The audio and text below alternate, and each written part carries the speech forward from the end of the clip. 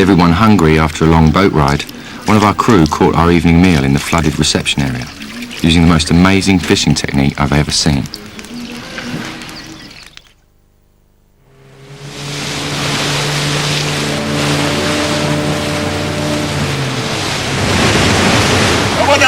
And what we're trying to do now is we're trying to find a place where we can take the boat into the banks of the river, where we can start to drag it through the forest. And it's not just forest, this is actually the densest jungle I've ever seen in my life. We're going to be wading waist high through water, crossing creeks, pulling it over small mountains, I'll call them. But it's seriously going to be difficult. I don't know how we're going to do it. The boat is 35 foot long and it weighs 1.5 tons. Even if we're moving it 5 feet, it's going to be a miracle.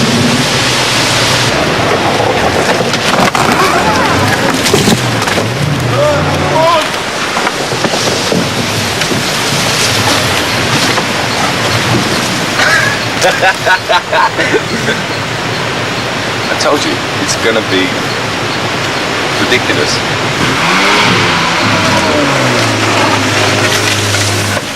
Whilst the winching mechanism was set up, I ventured out with a small group to see what lay ahead.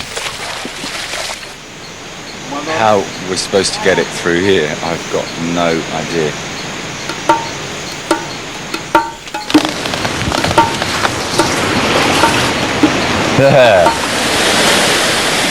I soon found that jungle wasn't going to be the only obstacle to our boat's passage upstream. Fast-flowing torrents seemed to present an insurmountable barrier.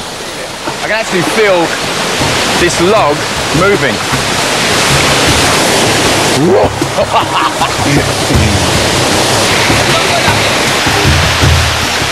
How on earth would we drag our boat across this torrent when it was hard enough just standing up in it?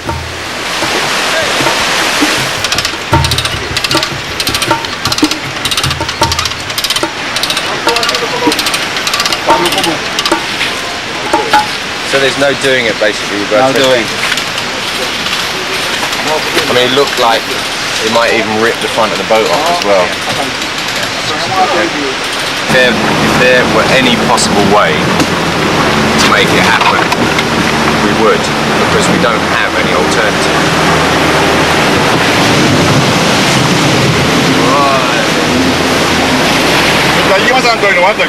This is the sort of environment we're in. There's no roads, there's no people to call, there's no assistance anywhere. We're basically 300 kilometers up a little travelled jungle river in the middle of Suriname, in the middle of South America. The only way we're going to do it is by ourselves. And what we tried to do is get the boat up a very, very steep gradient, and it's 1.5 ton boat, 35 foot long, and it's just not happening at all.